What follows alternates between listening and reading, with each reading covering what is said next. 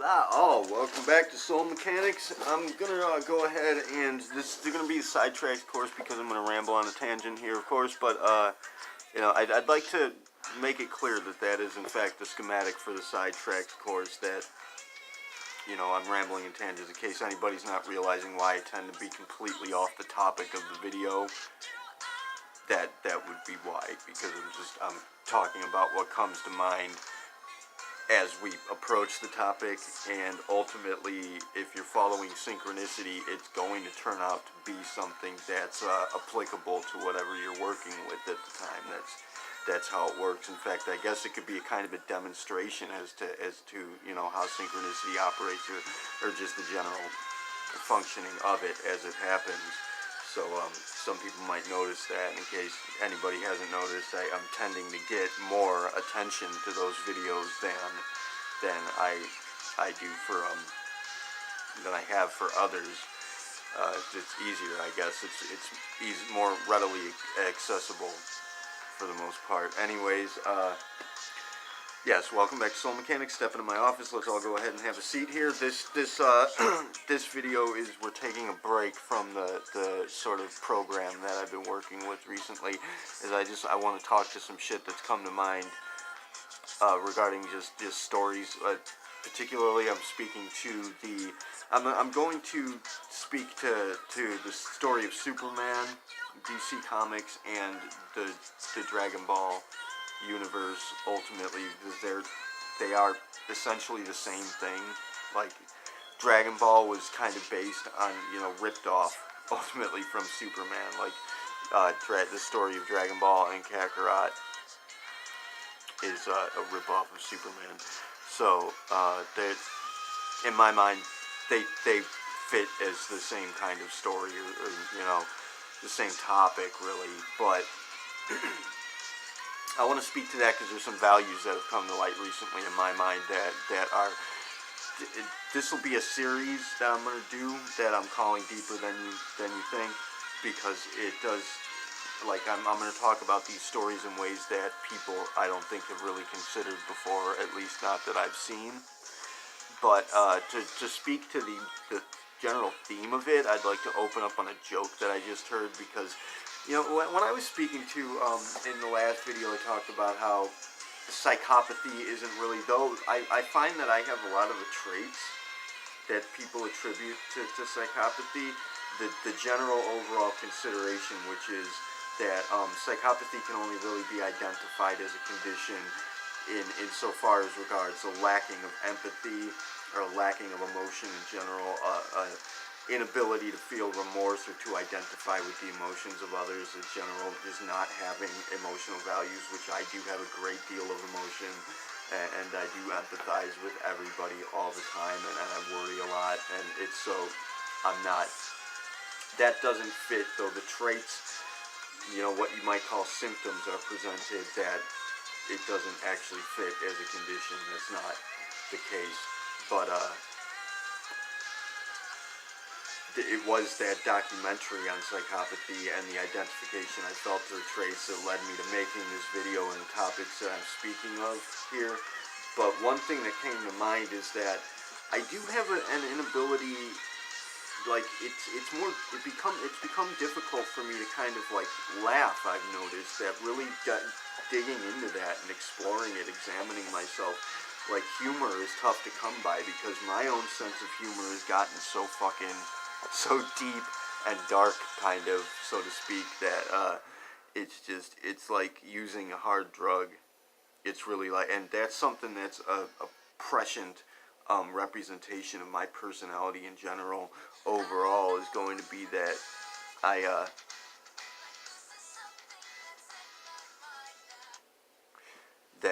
I tend to take everything to an extreme. Like, I take a general habit or potentiality of any sort, and I push it to the very most extreme capacity of it. And so I tend to build up a tolerance for things, and it's like my humor, my sense of humor, it's really difficult for me to get a laugh, to get a genuine, hearty, humorous response. My sense of humor has been broken, like really just broken down, and it's that's something that's very, I'm going to bring that to light. This one isn't for the student that we have aboard now, the new student, Innocent Baku, directly. But if you're watching, man, you know, that's something that you want to keep in mind. And obviously for everybody, these videos are for everybody. It's not fair for me to speak to an individual, though I am. That's something you need to keep in mind, is that sense of humor, that's your most powerful sense.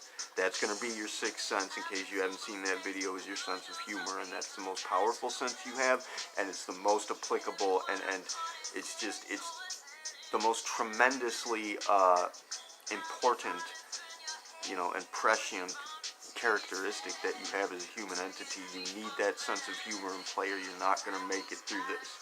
So you need to be very humorous and develop that sense of humor, and don't burn it out like I did. You know, just, you know, be humorous. Try to be humorous, and try to if you don't understand the humor in something, you work towards it. Work towards identifying where people are coming from, and their position on it, and their perspective, so that you can get that, as even as dark as it might be. You know, try to understand. Try to empathize. A sense of empathy is another sense that you have along those lines. I'm going to get back into the anatomy of identity course and deal with the senses pretty soon. So we'll have that to work with. That's like part of the schematic I have to design for us going forward. So I'll work on that pretty soon. But right now I wanted to just ramble about this topic that came to mind. And as I was saying, my sense of humor, it's become difficult, and I've started watching videos, a whole bunch of stand-up comedians and shit in the past. I don't know how long. It's been a long time for me, but I think it's only been like today, really. But I can't tell. It could have been a few days. It's tough for me to tell. Time just stretches on and on and on. It gets longer and longer. But I've been watching a lot of stand-up comedians recently, in the recent past, and trying to get that laugh out. And really, my sense of humor is driven to the point where it's only certain topics or certain themes, I suppose you could say, that, you know, certain genres of comedy that really get me laughing. And there's one joke I liked a lot that I heard that actually pertains to this video, is the Pope and an atheist are talking, and they're having a debate or a discussion, and dragging on into the discussion. Eventually the Pope gets upset with the atheist, and he says to him, you, sir, are like a man with a blindfold on in a dark room searching for a black cat that isn't even there. And the atheist says to him, we have this in common. You too are like a blindfolded man in a dark room searching for a black cat that isn't even there. The only difference between us here is that you found it. And I loved that. That was a good one. That's particularly brilliant. Although, we did touch on the topic there, just getting through those videos. We get to Bill Maher, who I agree with a lot of Bill Maher's, what he presents, a lot of what he says, and a lot of his, just general, his opinions I am in agreement with. However, he constantly speaks about how atheism is not, people who think that atheism is a religion, he generally looks down on them, calls them stupid people, and says that stupid people have to stop referring to atheism as a religion. Well, I'd like to point it out right now. No, atheism is a religion. Atheism is a religion because it has the same cultist mentality. It has the very same doctrine. It's the same thing. They proselytize. I've mentioned this so many times before. They do precisely the same thing as religion. It's the same format. It's the same system. The same program. We define a religion as worshiping a deity in the form of some kind of a supernatural, a supernatural force, or a supernatural controlling factor in play, which is what they worship scientism and evolution, or Darwinian evolution, as being. It's a supernatural controlling factor in play. The only real difference between atheism and religion there is that the supernatural controlling faction that atheism worships is really just mindless randomness. that they don't really even assign an identifiable characteristic to the factor that they're worshiping. It's just random nothing. So I mean, that's something, atheists out there, you really want to take a look at, examine that. And 3, atheism is a religion because it is a part of religion. Like religion's actual bottom line backdrop schematic, what religion has worked towards accomplishing is atheism. I know that a lot of people are unable to see this yet, but you're going to. It's going to become more and more prevalent in the very, the very determining of it. I suppose you could say I'm dragging off on that, but that is what it is. It's the same thing. It's part of the same scheme. And as I said, I know a lot of people don't see that, but that's because they're not looking at it. It's not that they're blinded. It's that they're just ignorant. I mean, atheists in particular, their defining characteristic is ignorance. And it's funny because they're going to attribute that to the religious folk who ultimately created them. And this is obvious. They created them, like in every possible way. You can't look at atheism without considering that religion had created it. It's a resulting factor of what religion's plot is. And it's a very deep, hidden, shrouded plot. I know, they hid it very well. They're very, very clever, but not clever enough to get by the spotter's eyes, especially a master spotter. So what I wanted to talk about was the story of Superman and especially the story of the Broly movie in Dragon Ball Z, not the new one, not the remake, but the or the whatever you call it. That's the word I lost. It's the other word for remake. Damn it, can't find it. The new version of it, and I don't know if Broly showed up in GT. I didn't really get to see GT at all. I saw little bits and pieces of it, but I missed out on that. And I consider that canon because I'm going to go ahead and put into play the multiverse facet, which in the last video I spoke of the multiverse and I said multiple dimensions. That's the wrong term. Dimension does not fit. What I meant to say was multiple universes. I apologize for that. Don't take my terminology there using dimension in replacement for universes and run with it. That's wrong. We need to patch that up. Dimension refers to spatial qualities. Spatial qualities. It does not refer to some other, universe. That's misusing the term in the wrong way. You can misuse the term in the right way. We've spoken of that before, and we'll continue with it later. But, anyways, so most people tend to look at the concept of Superman as being like Superman is like Jesus or like a God character. They attribute it to Jesus, and especially where they take in the Matrix, they take the character of Superman and transformed it into this Neo character, Keanu Reeves character, and they even like very blatantly adapted the concept of Jesus to that, which let's go ahead and look at things in reverse, because in the very next video I intend to make, we're going to point out some of the bigger picture revelations insofar as concerns seeing time in reverse and how it applies to our understanding here,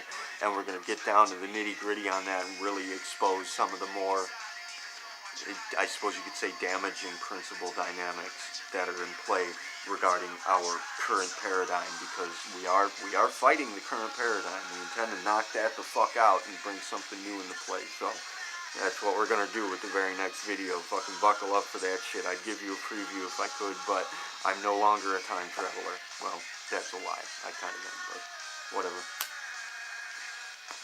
I'm not jumping ahead here, is what I'm saying. I don't have the time for it, I suppose I mean to say right now. But,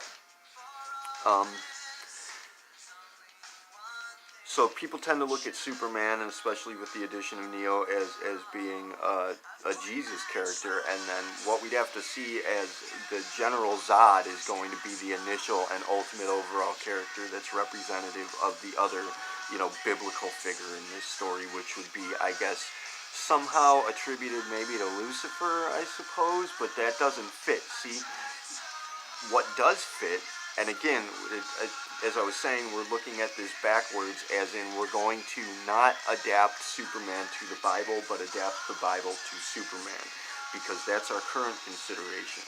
That's the current paradigm, you could say, to be working with. This is Superman story and the Dragon Ball story, which in the Dragon Ball story, it's going to loosely be, what's his name, the original Turles, not, maybe it wasn't Turles, I don't know, the original brother of Kakarot, but Vegeta, ultimately Vegeta is going to be the stand-in for the Zod character, while, Kakarot is Superman, Kal-El. And, obviously you can look at that and you can see so many similarities, wherein they even have the original name and the Earth name and all that shit. Vegeta would have been the Zod character, which eventually became, one of the best friends and one of the ultimate overall characters in the story arc. So, I mean, that's one point where, Dragon Ball actually went and took the story a step further and made the villain character become a friend character and have a reconciliation between the two, even though they have this power dynamic where they're in competition with each other. They have they even present that framework, which is the paradigms that we are working with right now, is the cooperation over competition paradigm, which Dragon Ball Z, or Dragon Ball overall, presents. That cooperation over competition paradigm, wherein they do have a competition paradigm between Vegeta and Kakarot, but ultimately in every story they have to overcome that and accept a cooperation paradigm. And that's what we need to do. That's what we're doing. So that's a perfect example right there. But as I was saying, that's where Dragon Ball actually took the story further, took the operating framework of the values in play a step further. Where Superman didn't do that with Zod. I think they killed Zod. I don't remember, but Zod does not fit as Lucifer. Zod is this big dictatorial kind of, this dictator general that's ruling over an army, and he's oppressing the Superman character, who's like a fallen angel, essentially. The Superman character has fallen from the heavens and is lost amidst the crowds of humanity, and Zod comes looking for him, and he stands out only in the sense that he's Superman, but as Clark Kent, which is kind of accepted as we get this in the Kill Bill story, in the last Kill Bill movie, the second Kill Bill movie, there's only two. We get this where he talks about how Superman's secret identity is Clark Kent, where he is masquerading as an average person, while other superheroes are masquerading as the superhero. There's the alternate framework there where his alternate or alter ego is Clark Kent. And that's basically, actually I lost track, I forgot where I was going with that. That's going to speak to what we talk about in the next video with the Buddha and Bruce Lee and Musashi. You already let me forget about that entirely in the last video. I told you guys to fucking comment something. Get on the ball, man, shit. I'm gonna lose track often. You guys need to keep up with me. Keep me on point here. Don't let me drop that ball. Anyways, what does fit there? What actually does fit is what I believe to be my hypothesis, my presented theory about the Bible, is the actual real story of the Bible. If you remove the propaganda that badmouths the Lucifer character, what you have is not Kakarot. Superman is not the Jesus character. Superman is the Lucifer character who left the army, or left his home world, left his home people, and is fighting on behalf of humanity, disguised as a human.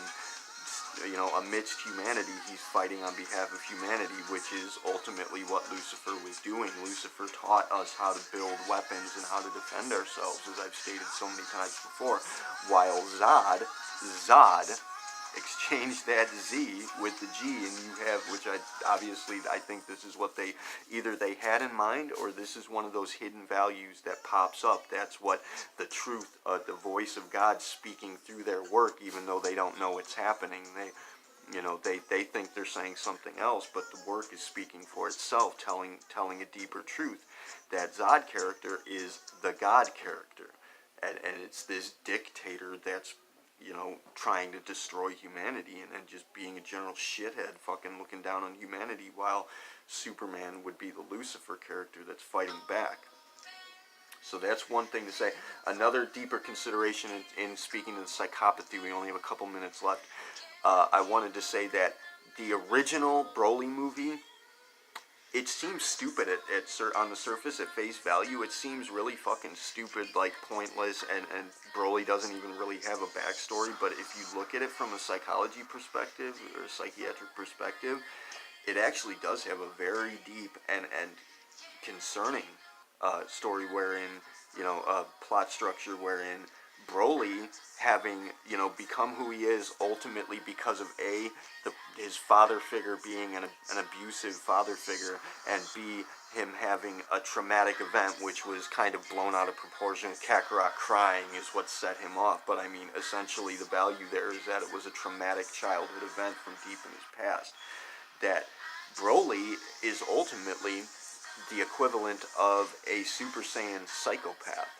Like, that's his story. He's a psychopath, and that's a very scary thought, that fucking Super Saiyan psychopath. That's a very, very scary thought, and that makes his character so much cooler. That makes the whole story so much more significant and enthralling, in my opinion. So just take that to the bank and smoke it, is what I have to say here. Thank you all for watching. Keelah Taerve siari. Namaste.